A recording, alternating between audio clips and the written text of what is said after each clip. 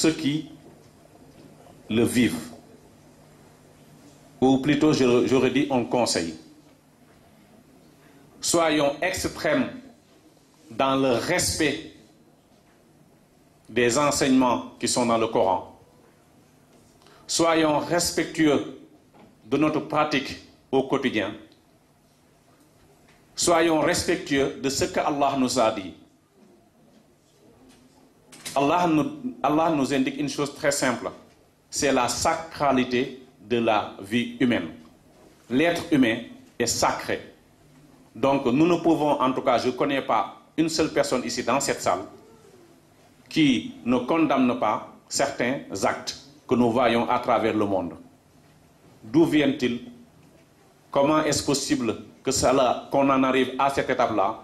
Je pense qu'on va en débattre autour de cette salle, dans la salle.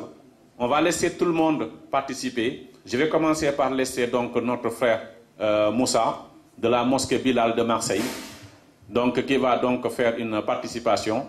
Ensuite, Mohamed prendra la parole. Et toute personne dans la salle qui veut intervenir, soit sur des questions, soit pour une contribution, est la bienvenue. Alhamdulillah. Bismillah. Assalamu alaikum wa rahmatullahi wa barakatuh. Chers frères et sœurs en l'islam, je vous salue. Et comme il l'a si bien dit, nous sommes dans un mois sacré qui est le mois de Ramadan. Et aujourd'hui, les enfants ont lu le Coran. Et vous saviez que le Coran est descendu pendant le mois de Ramadan. Donc c'est très, très, très important pour nous, pour tous les musulmans du monde.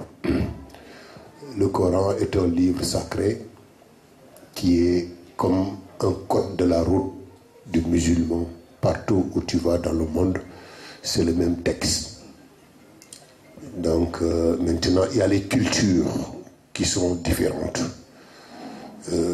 L'Africain, la façon dont il vit l'islam culturellement n'est pas pareil que le Proche oriental, que l'asiatique ou bien l'européen. Tous les musulmans du monde viennent de différents horizons. Aujourd'hui, l'islam compte plus d'1,5 milliard de musulmans qui sont éparpillés à travers les 5 continents, en Afrique noire, en Asie, en Europe, partout on trouve l'islam, on trouve des musulmans et ça ne fait qu'augmenter.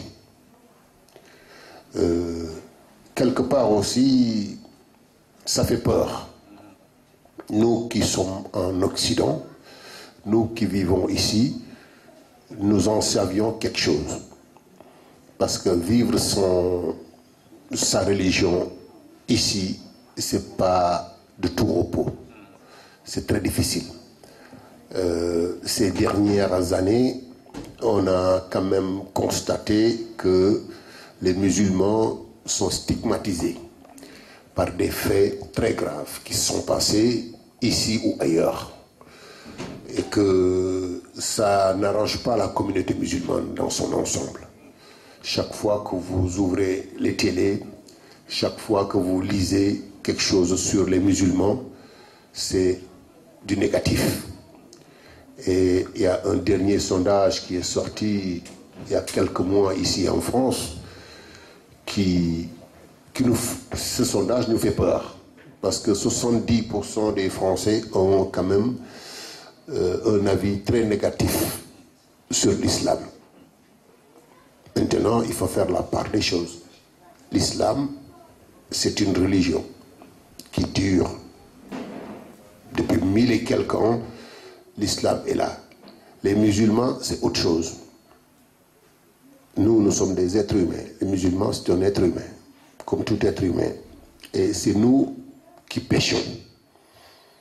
Et si l'islam est descendu, c'est pour nous éviter de suivre ces chemins qui nous mènent vers le péché. Donc c'est très important. Et aujourd'hui, dans un contexte très difficile, nous sommes montrés du doigt. Partout, vous êtes musulman, ça fait peur. Et comment faire pour que cette situation change? C'est ça le vrai problème. Cette situation ne se pose pas dans des pays musulmans, mais en Occident et en Europe, et particulièrement en France. Parce que je vais vous dire une chose, la façon dont l'islam est traité en Angleterre, la façon dont l'islam est traité aux États-Unis, n'est pas la même chose que la façon dont l'islam est traité en France, même en Italie. En ce moment, il y a Seigne Mamor Mbaké, qui est le fils de Seigne Murtada Mbaké, qui est en train de faire sa tournée italienne, mais reçu par toutes les autorités de cette ville, par l'Église catholique, par les autorités, parce qu'eux, ils ont une autre approche, une autre compréhension. Je pense qu'en France, on a peur du débat. On a peur de mettre le doigt là où ça fait mal. C'est ça le vrai problème. Moi, depuis 20 ans, je suis acteur, mais j'ai pris du recul parce que je ne comprends plus où est-ce que nous voulions aller. Il y a tellement de lois, tellement de décisions qui ont été prises, qui sont au placard. Il suffit qu'il y ait un événement, les politiques se lèvent, tout le monde se lève, on parle, mais après 2 ou 3 mois, on n'en parle plus. C'est ce qui se passe depuis des années. Et pendant ce temps, l'extrémisme, ces gens-là, il ne faut pas les sous-estimer. Ce ne sont pas des gens qui se sont levés du jour au lendemain pour pouvoir faire leur forfait. Ce sont des gens qui sont très organisés, très puissants et très riches. Ça, il faut le savoir. Qui sont derrière ces gens-là? Qui sont derrière ces gens-là? Aujourd'hui, il y a certains qui se programment d'État islamique. Ils ont occupé certains pays. Même le pétrole, une partie du pétrole, c'est eux qui le contrôlent. Et pourtant, ils vendent ces pétroles à des pays qui, soi-disant, dénoncent le terrorisme. Donc, on est perdu. On ne sait pas qui est qui fait quoi, quel est le rôle aussi de certains pays arabes. Il faut le dire, il faut oser le dire. Un pays comme l'Arabie Saoudite, un pays comme le Qatar, ça pose problème dans la tête des gens. On ne sait pas quel est leur rôle dans tout cela. Donc il y a une nébuleuse. Il y a des choses qu'on veut dire, il y a des choses qu'on n'ose pas dire pour des raisons d'intérêt. C'est ça le vrai problème. Et pendant ce temps, nous qui sommes en Occident, on a un problème, c'est un problème d'éducation. Si tu n'éduques pas ton enfant chez toi, on va l'éduquer dans la rue. C'est ça le problème. Les familles musulmanes ont tendance à laisser faire. C'est-à-dire que quand tu es un musulman, tu es un père de famille, il faut, depuis le bas âge, avoir un code de conduite chez toi. Que tes enfants naissent, grandissent, ils voient que leur papa et leur maman sont des musulmans pratiquants et les aident aussi à connaître leur religion. Si tu n'aides pas ton enfant, si tu le laisses aller, c'est vrai, nous sommes en Occident, on ne peut pas priver les enfants de l'éducation de base, qui est l'éducation apprise à l'école française. Mais cela aussi ne doit pas nous laisser baisser les bras et ne pas inculquer une éducation religieuse à nos enfants. Et je vous assure qu'il y a certains qui le réussissent, comme la communauté juive, qui le réussissent très bien. Bon, maintenant, les terroristes et ceux qui les représentent ici aussi choisissent leur cible. C'est que des personnes vulnérables. Ils viennent, ils font une étude, ils rentrent dans des cités, et ils rencontrent certains jeunes, et au bout de quelques mois, il y a un lavage de cerveau, on les fait rentrer des trucs dans leur tête, et d'un seul coup, ils deviennent des bombes humaines. C'est ce qu'on a constaté ces derniers temps, qui sont prêts à tout. Et ils sont éparpillés à travers le monde. Comme je dis, l'Occident a un grand problème parce qu'il y a quand même beaucoup de cellules dormantes qui sont éparpillées à travers le monde et qui reçoivent des ordres d'ailleurs. On leur téléphone, on leur donne des ordres, ils sont prêts à tout. C'est ça le vrai danger. Comment nous, maintenant, acteurs, comment nous devions faire? On est désarmés. On ne peut rien faire si ce n'est que éduquer nos enfants, si ce n'est que tenir nos enfants depuis le bas âge et leur inculquer les bonnes manières et les bonnes paroles. Mais sinon, on ne peut rien faire sur le plan d'action. On ne peut rien faire que de dire des bonnes paroles, que de donner de bons conseils. Chacun a son rôle. Les mosquées ont leur rôle. Seulement dans ce pays, il manque beaucoup d'écoles coraniques. Regardez à Marseille, il n'y a qu'un seul lycée. Pour une population qui fait plus de 200 et quelques mille musulmans. Donc il y a un lycée. S'il y avait beaucoup de lycées, comme c'est toléré et c'est permis pour les autres religions, les lycées privés chrétiennes, on en trouve un peu partout. Les écoles juives, on en trouve un peu partout, financées et subventionnées. Par contre, côté musulman, c'est pauvre. On n'en a pas. Ça aussi, ça joue un rôle très important. Ce ne sont pas dans les mosquées. Les mosquées ne sont pas faites pour ce travail-là. Il ne faut pas que nous mélangeons les genres. Les mosquées sont faites pour les 5 prières. Les mosquées ne sont pas faites pour éduquer les enfants. Les enfants doivent être éduqués chez eux. Les enfants doivent aller dans des endroits où ils peuvent acquérir une connaissance, comme des lycées, des collèges, où ils pourront apprendre leur religion tranquillement. Donc il y a un problème majeur. Chaque fois qu'il y a un problème, on se dirige vers les mosquées, comme si ce sont les mosquées qui ont la solution. Nous n'avons pas la solution. Les mosquées n'ont pas la solution. Les mosquées, à part, soi-disant, il y a des mosquées qui incitent à la violence, mais c'est une minorité de mosquées. Sur 100 mosquées, peut-être il y a 2 mosquées où tu trouves des gens qui sont des radicaux. Et on les connaît. Donc je pense que nous sommes dans un pays de droit. Il faut faire attention. Il ne faut pas mélanger les serviettes et les torchons. Ce n'est pas parce qu'un musulman a commis un crime et que c'est la responsabilité de tous les musulmans. Ce n'est pas vrai. Donc il faut retenir aussi que ce sont les musulmans qui payent un tribut très lourd sur ce terrorisme, parce qu'il y a plus de morts côté musulman que côté occidental. Chaque jour que Dieu fait en Afrique noire, vous allez, Boko Haram est en train de faire des ravages, déstabiliser toute une région de l'Afrique centrale. Et depuis des années, depuis 5 ans que ça dure, et il y a des questions. Il y a des questions qui doivent quand même nous interpeller. Parce qu'à un moment donné, on s'est dit les plus puissants du monde, l'OTAN, ils contrôlent le ciel, la terre, la mer même, partout, avec des sous-marins, tu vois rien. Mais comment ces gens-là ne peuvent pas éradiquer un groupuscule de gens qui sont dans ces États et qui font la loi?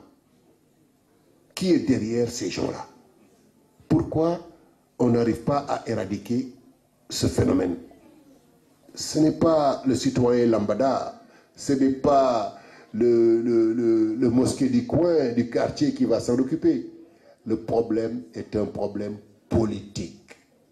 C'est un problème politique. Ce sont les États qui peuvent régler ça. Certains États occidentaux ont dépassé leurs prérogatives. Ils sont allés bombarder des pays, tuer des gens sans raison, avec des mensonges.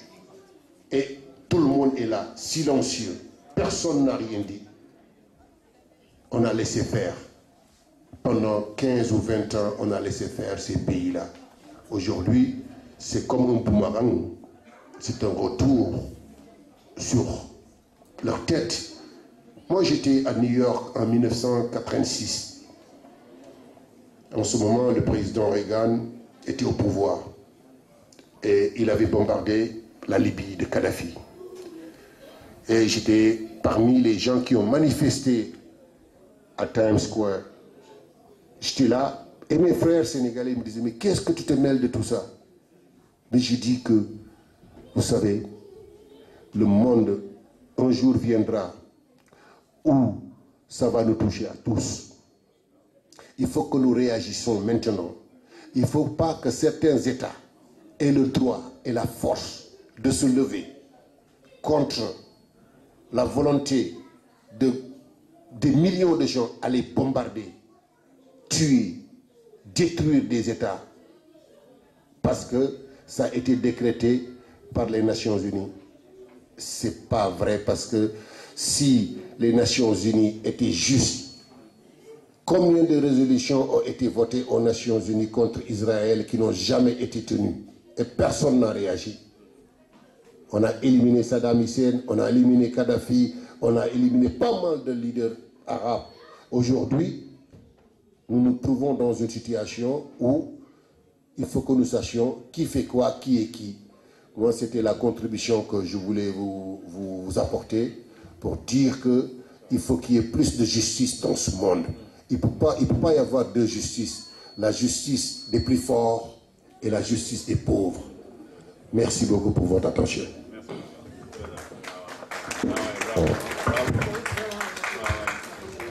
Alors là, vraiment, Moussa, il a frappé fort, hein, il faut le reconnaître. Et tout ce qu'il a dit, c'est plein d'enseignements.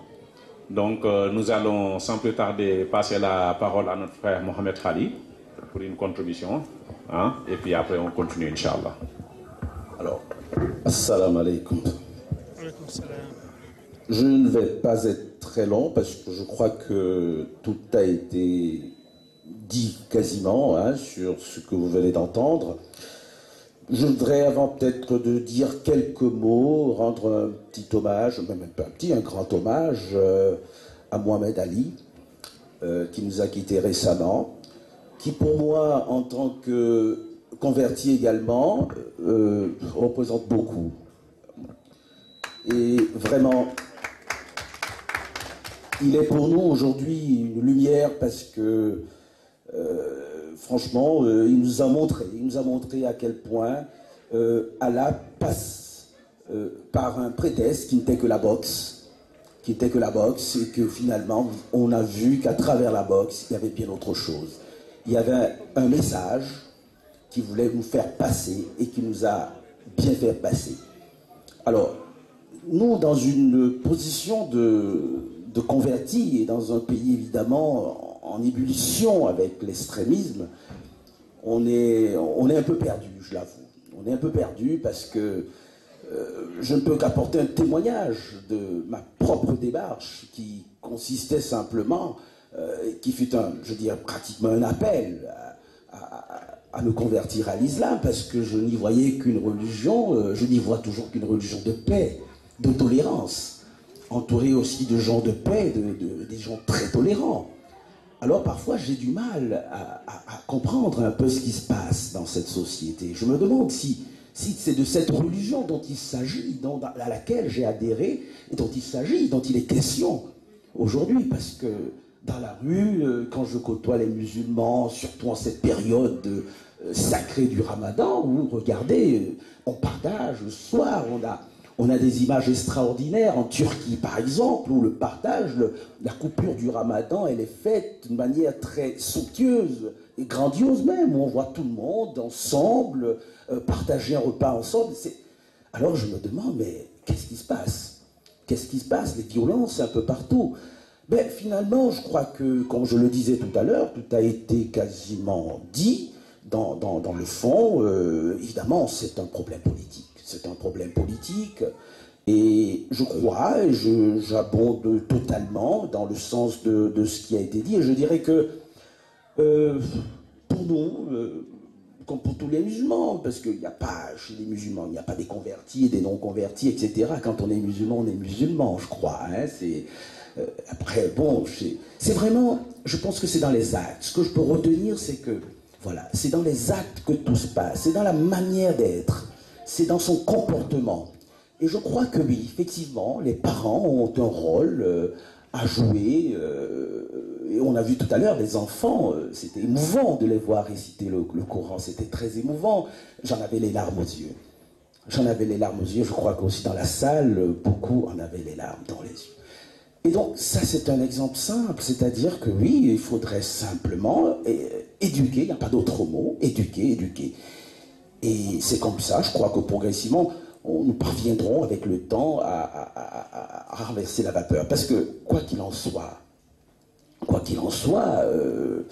il faut admettre que nous sommes, c'est vrai, en Europe, en terre chrétienne, et que, bien que l'islam a un passé déjà, je veux dire, la richesse de l'islam dans la société occidentale n'est pas à démentir. C'est l'apport, n'est-ce pas, de l'arabe dans l'écriture, dans les mathématiques, etc. Donc il y a l'histoire derrière. Voilà, mais je crois que nous sommes en terre chrétienne et que c'est avec aussi le temps, et toujours le temps que les choses vont se faire. C'est vraiment avec le temps, c'est avec le dialogue, la patience, la tolérance. C'est vraiment avec ces mots que nous parviendrons au quotidien, dans nos pratiques, dans nos actes, nous parviendrons progressivement à inverser la vapeur et que le monde un jour, effectivement, sera un monde fraternel. Voilà ce que j'avais simplement à dire et peut-être on y reviendra un peu plus tout à l'heure. Merci. Bravo, Mohamed. Donc, merci, Mohamed. Je pense que ce qu'il a dit, c'est très clair. Je pense qu'on est tous au quotidien, donc en contact avec des collègues de travail. Et moi, ce qui m'a frappé pour ce phénomène de société, parce que c'est qu'à chaque fois qu'il y ait un problème quelque part, ce qui me frappe, c'est que quand je suis de repos, mes collègues m'appellent. Ils m'ont dit, ah, vous avez vu ce qui s'est passé là, par-ci, par-là? Je dis, oui, j'ai vu. Ah ben, on a pensé à vous. On ne sait pas comment ça se produit. Voilà, la question, elle est là. C'est que de qui parle-t-on? Toute la question est là. Parce que dans la vie de tous les jours, j'en connais pas un parmi nous qui s'interroge sur cette question. Parce que chaque fois que des dégâts comme ça se produisent, on se dit, mais c'est qui ces gens? Et c'est pour cette raison que ce qu'on a fait depuis ce matin ici, il y a un point focal que nous avons vécu ce matin, c'est la récitation du Coran. Et encore une fois, nous rendons hommage aux frères qui sont tous là et qui nous ont amené donc les enfants avec une récitation vraiment, masha'Allah. Le chemin d'éradication, c'est celui-là. C'est l'enseignement. Un corps qui est vide, une tête qui est vide, comme l'a dit Moussa tout à l'heure, on y met ce qu'on a envie. Et pour que les gens ne tombent pas dans ces situations que nous ne maîtrisons plus, il faudrait qu'on continue le combat de l'enseignement des enfants. Si nous n'enseignons pas nos enfants, le résultat, c'est ce qu'on a vu. C'est ce qu'on a vu. Donc, ça c'est clair, je pense que tout le monde l'a bien compris, donc il va falloir continuer comme ça. Donc il ne nous reste plus beaucoup de temps. Ce qu'on va faire, s'il y a des volontaires dans la salle qui veulent prendre la parole, mettre des contributions, donc on va donner le micro qui fait le tour à Tiernon. Donc voilà, donc il y a notre frère Tiernon que nous saluons, ils sont venus de Paris en voiture avec Tafsir et d'autres sœurs, juste pour assister à cette journée, nous les remercions aussi. On va lui passer la parole, Inch'Allah. Assalamu alaikum wa rahmatullah. Nous remercions tout d'abord les frères qui ont organisé l'événement. Donc nous leur félicitons pour cette belle initiative et aussi encourageons les enfants qui ont eu à réciter ces très beaux versets. Donc moi je voulais revenir sur le débat en fait. En saluant la contribution de notre frère Moussa, donc qui vraiment dans son intervention a je pense, à pointer du doigt là où ça fait mal en fait. Donc je pense que ce qui nous concerne, ce sur quoi on devrait s'appuyer, c'est plutôt voir les responsabilités en fait, où se situent les responsabilités au niveau des musulmans. Il n'y a pas qu'un problème politique, certes, il y a un problème politique, mais il y a aussi un problème social, mais qui concerne, qui interpelle directement les musulmans en fait. Donc, parce que ce qu'on voit, moi j'ai vu l'exemple par exemple, hier soir je suis rentré chez moi, il était à peu près 1h du matin, je voyais à côté il y avait un parc. C'est un quartier en fait, mais c'est un quartier habité par des musulmans, c'est des cités. Je vois des enfants, on dirait que c'était en pleine journée en fait. En pleine journée, des enfants, il est 2h du matin, 1h du matin, ils sont en train de s'amuser comme ça, trouble du voisinage et j'en passe. Donc, il y a une responsabilité en fait que les musulmans doivent accepter, parce que bon, c'est pas accepter, c'est le prophète sallallahu alayhi wa sallam qui l'a dit. Dans son hadith où il dit que tout le monde est responsable et chacun rendra compte de sa responsabilité un jour. Donc chacun est berger. Les parents sont des bergers dans leur famille. Les parents qui sont à la mosquée, les 5 prières, derrière les enfants, ils ne savent pas où sont les enfants. C'est un problème. Les enfants rentrent à quelle heure? Ils ne s'occupent pas de ça. C'est un problème. Donc c'est des enfants qui sont laissés pour leur compte, et donc n'importe qui peut passer derrière, récupérer ses enfants et faire d'eux en fait ce qu'ils veulent. Voilà, ceux qui lavent les cerveaux, qui les endoctrinent, c'est parce que derrière il y a une responsabilité qui n'est pas assumée, il faut le dire. Les parents, plus ou moins, ont abandonné leur rôle, alors qu'ils ont un rôle d'abord d'éduquer les enfants. Si les enfants sont bien éduqués, comme on a eu l'exemple de le voir avec ces enfants qui n'ont récité ces versets-là, qui sont encadrés, donc ce ne sera pas des enfants qui seront faciles à récupérer pour en faire, j'en sais quoi, des bombes humaines ou je ne sais pas quoi. Donc il y a cette responsabilité que les musulmans doivent assumer, éduquer leurs enfants. Si les Français ont des mauvaises opinions, ils ont des bonnes raisons d'avoir des mauvaises opinions de l'islam, comme vous l'avez dit. 70% de Français qui ont un avis négatif, mais ils ont de très bonnes raisons, parce que qu'est-ce qu'on voit? La délinquance, il y a une source. Quand on voit 3-5 délinquants sur 10, c'est des enfants d'immigrés, de musulmans. Pourquoi? Voilà, il y a un espace qu'on devait occuper, qu'on a laissé. Et voilà, donc les autres vont venir s'engouffrer et récupérer nos enfants, et après on serait stigmatisé. C'est tout à fait logique. Tout à fait logique si on est stigmatisé, à mon sens. Donc le problème, ce que je voulais aussi dire, c'est sur la responsabilité aussi, dans la continuité, parce que on peut pas, chacun ne peut intervenir qu'à son niveau. Voilà. Si on voit une action une mauvaise action, quelque chose qui n'est pas compatible à nos foi, qui nous fait mal au fond de nous,